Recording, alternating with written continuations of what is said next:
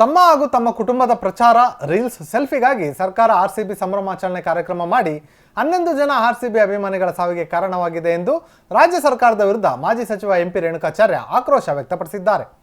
ಸುದ್ದಿಗೋಷ್ಠಿಯಲ್ಲಿ ಮಾತನಾಡಿದ ಅವರು, ವಿಧಾನಸೌಧದ ಬಳಿ ಕಾರ್ಯಕ್ರಮ ಮಾಡುತ್ತಿರುವಾಗಲೇ 4 ಜನ ಮೃತಪಟ್ಟ ಮಾಹಿತಿ ಇತ್ತು. ಹೀಗಿದ್ದರೂ ಡಿಸಿಎಂ ಕ್ರೀಡಾಂಗಣಕ್ಕೆ ಹೋಗಿ ಕಪ್ಪಿಗೆ ಮುತ್ತು ಕೊಟ್ಟಿದ್ದಾರೆ. ಆದರೆ ಇಂದು ಕಣ್ಣೀರಿಟ್ಟಿರುವಂಥ ಮಾಧ್ಯಮಗಳಲ್ಲಿ ನೋಡಿದ್ದೇನೆ. ನಿನ್ನೆ ಕಪ್ಪಿಗೆ ಮುತ್ತಿಕ್ಕುವಾಗ ಕಣ್ಣೀರು ಬರಲಿಲ್ವಾ ಎಂದು ರೇಣುಕಾಚಾರ್ಯ, ಇವರು ಬ್ಯಾಟಿಂಗ್ ಮಾಡಿದ್ರಾ, ಬೌಲಿಂಗ್ ಮಾಡಿದ್ರಾ, ಸಿಕ್ಸರ್ ಹೊಡೆದಿದ್ರಾ? 11 ಜನರ ಶವದ ಮೇಲೆ ಕಾರ್ಯಕ್ರಮ ಮಾಡಿ ಕರ್ನಾಟಕಕ್ಕೆ ಅಪಮಾನ ಮಾಡಿದ್ದಾರೆ ಎಂದರು.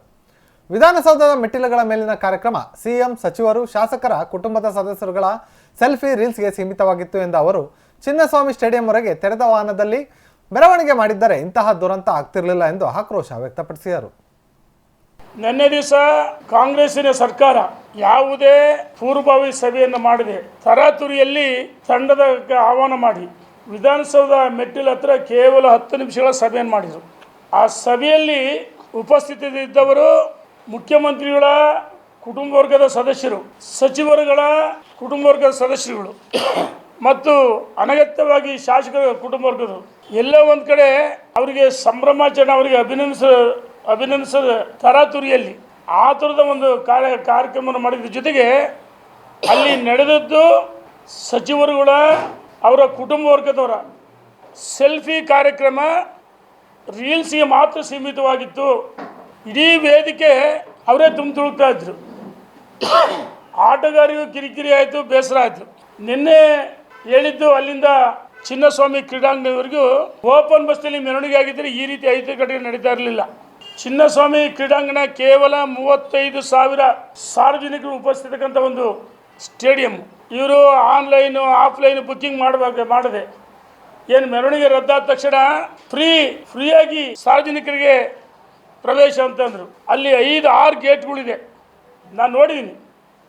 ಕೇವಲ ಸಣ್ಣ ಗೇಟ್ ತೆರೆದು ಲಕ್ಷಾಂತರ ಜನ ಒಳಗಡೆ ನುಗ್ಗಿದ್ರು. ವಿಧಾನಸೌಧ ಸ್ಟೇಡಿಯಂ ದ್ವಾರದಲ್ಲಿ ಅಭಿನಂದನೆ ಸಮಾರಂಭ ನಡೆಯುವಾಗ 4 ಜನ ಮರಣ ಹೊಂದಿದ್ರು. ಆಗ ಇದು ಮಾಹಿತಿ ಇತ್ತು ಸರ್ಕಾರಕ್ಕೆ, ಗುಪ್ತಚರ ಇಲಾಖೆ ಅವ್ರಿಗೆ ಮಾಹಿತಿಯನ್ನು ಕೊಟ್ಟಿತ್ತು. 4 ಜನ ಮರಣ ಹೊಂದಿದ್ರು. 4 ಜನ ಮರಣ ಹೊಂದಿದ್ರು ಸ್ಟೇಡಿಯಂನಲ್ಲಿ ಇವರು ಪ್ರತಿಷ್ಠೆಗೋಸ್ಕರ ಮತ್ತೆ ಅಲ್ಲಿ ತಳ್ಳಾಟ, ನೂಕಾಟ, ಲಾಠಿ ಚಾರ್ಜ್. 12 ಜನ ಮರಣ ಹೊಂದಿದ್ದಾರೆ. ಅಲ್ಲಿ 12 ಜನ ಮರಣ ಹೊಂದಿದ್ದಾರೆ. ಸುಮಾರು 45 ಜನ ಅಸ್ವಸ್ಥರಾಗಿದ್ದರು. ಸರ್ಕಾರ ಪ್ರತಿಷ್ಠೆಗೆ ಬಿದ್ದು ತರಾತುರಿಯಲ್ಲಿ ಕಾರ್ಯಕ್ರಮ ಮಾಡೋ ಅವಶ್ಯಕತೆ ಇತ್ತ? ಇದುವರೆಗೂ ಎಲ್ಲೆಲ್ಲಿ IPL ಯಾವ ರಾಜ್ಯದಲ್ಲಿ ವಿನ್ ಆಗಿದೆ ಅಲ್ಲೆಲ್ಲೂ ಇಂಥ ಐತಿಹಾಸಿಕ ಘಟನೆ ನಡೆದಿಲ್ಲ. ಕಳೆದ ವರ್ಷ ವರ್ಲ್ಡ್ ಕಪ್ ನಲ್ಲಿ ನಮ್ಮ ಭಾರತೀಯ ಆಟಗಾರರು ವಿನ್ ಆದಾಗ ಮುಂಬೈನಲ್ಲಿ ಕಾರ್ಯಕ್ರಮ ಆಯ್ತು. ಅಲ್ಲಿ ಎಲ್ಲಿ ಸಣ್ಣ ಐತಿಹಾಸಿಕ ಘಟನೆ ನಡೆಯಲಿಲ್ಲ. ಆದ್ರೆ ಈ ಸರ್ಕಾರ ಏನು ಭರವಸೆಗಳು ಭಾಗ್ಯ ಕೊಟ್ಟಿದ್ರಲ್ಲ, ಜನರ ಸಮಾಧಿ ಮೇಲೆ, ಅಮಾಯಕರ ಮೇಲೆ, ಮುಗ್ಧ ಮಕ್ಕಳ ಮೇಲೆ ತರಾತುರಿಲಿಂದ ಕಾರ್ಯಕ್ರಮ, ಇದು ಒಂದು ಭಾಗ್ಯ ಅಂದ್ರೆ ತಪ್ಪಾಗ್ಲಾರ್ದು. ಸರ್ಕಾರ ಅಧಿಕಾರದಲ್ಲಿ ಮುಖ್ಯಮಂತ್ರಿಗಳಿಗೆ ಇವರಿಗೆ ಯಾವುದೇ ಸಚಿವರು ಸಂಪುಟ ಸದಸ್ಯರಿಗೆ ಅಧಿಕಾರದಲ್ಲಿ ಮುಂದುವರಿಕೆ ನೈತಿಕ ಹಕ್ಕಿಲ್ಲ. ಇದು ಒಂದು ದೊಡ್ಡ ದುರಂತ.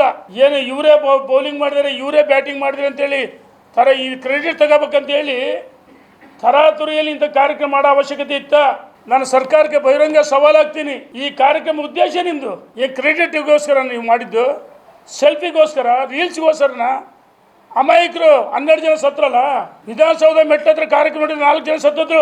ನೀವು ಯಾಕೆ ಮೆರವಣಿಗೆ ರದ್ದು ಮಾಡಿದ್ರಿ? ಅರೆ 35,000 ಇಡೀ ಸ್ಟೇಡಿಯಂನಲ್ಲಿ ನಿಮಗೆ ಗುಪ್ತಚರ ಇಲಾಖೆ ಇರಲಿಲ್ಲ ನಿಮ್ಮ ಕೈಗೆ. ಇದು ಮುಖ್ಯಮಂತ್ರಿಗಳ ಅಡಿಯಲ್ಲಿ ಕೆಲಸ ಮಾಡುತ್ತದೆ. ಹಂಗಾರೆ ಯಾರು ವೈಫಲ್ಯ? ಪೊಲೀಸ್ ವೈಫಲ್ಯನ, ಗುಪ್ತಚರ ಇಲಾಖೆ ವೈಫಲ್ಯನ, ಈ ಸರ್ಕಾರದ ವೈಫಲ್ಯ ನಾವು ಕೇಳಕ್ಕೆ ಇಚ್ಛೆ ಪಡ್ತೀವಿ. 18 ವರ್ಷಗಳ ನಂತರ 17 ವರ್ಷ 18 ವರ್ಷಕ್ಕೆ RCB ವಿನ್ ಆಗಿದೆ. ನಮ್ಮೆಲ್ಲರಿಗೂ ಸಂತೋಷ ಆಗಿದೆ.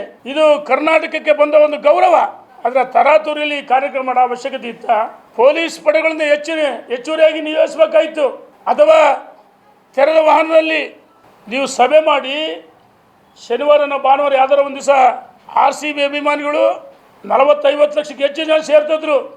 ಅದರ ತರಾತುರಿಯಲ್ಲಿ ನಿನ್ನೆ ಮಾರಣ ಹೋಮ ಆಯ್ತಲ್ಲ, ಇದಕ್ಕೆ ಯಾರು ಹೊಣೆ?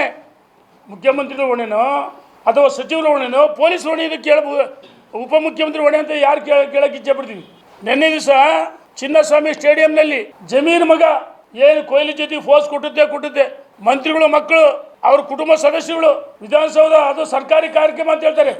ಸರ್ಕಾರಿ ಕಾರ್ಯಕ್ರಮ ಮಾಡಿದರೆ ನಿಮ್ಮ ಕುಟುಂಬ ವರ್ಗ ಸದಸ್ಯ ಅಲ್ಲಿ ಯಾಕೆ ಕೂರಿಸ್ಬೇಕಾಯ್ತು? ನಿಮ್ಮ ಮಕ್ಕಳು, ಮೊಮ್ಮಕ್ಕಳು, ನಿಮ್ಮ ಇಡೀ ಕುಟುಂಬ ಸದಸ್ಯರು ಸೆಲ್ಫಿಗೆ ಮುಗಿಬೀಳ್ತಾ ಇದ್ರು. ಆಟಗಾರರಿಗೆ ಅಗೌರವ ಮಾಡಿರಿ. ಕೊಹ್ಲಿ ಅಂತ ಒಬ್ಬ ದೊಡ್ಡ ಆಟಗಾರ, ಇಡೀ ವಿಶ್ವದಲ್ಲಿ ಒಳ್ಳೆ ಹೆಸರಿದೆ, ಬೇಸರಿಂದ ಅವ್ರು ಬಸ್ ಎತ್ತಿ ಹೋದ್ರು. ಇದಕ್ಕೆ ಕಾರಣ ಈ ಕೊಲೆಗಡಕ ಸರ್ಕಾರ. ಇದು ಕೊಲೆಗಡಕ ಸರ್ಕಾರ.